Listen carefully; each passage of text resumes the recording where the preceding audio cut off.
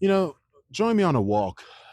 Over the past decade, we've really been hearing a lot about this political party are a bunch of fascists and that guy over there is a Nazi, and it all gets thrown around, and it really made me start thinking about this and how people are kind of getting it all wrong.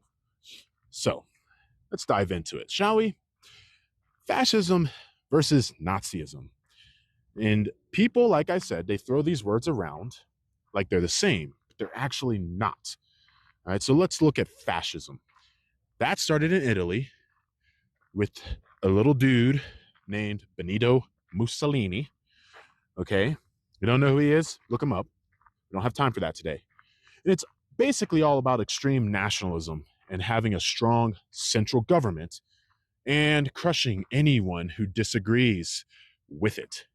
Okay, so it's super authoritarian. I want you to think big military parades, right? Strict control and no tolerance for opposition whatsoever. All right, that's fascism. Now, Nazism, it's kind of like fascism's evil little cousin. It's a form of fascism, but it's got this extra, really intense obsession with race.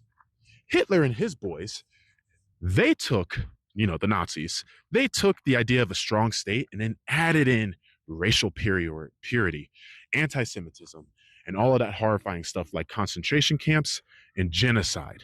So while both systems are authoritarian and nationalist, Nazism is way more focused on race and the extermination of people that they saw as inferior.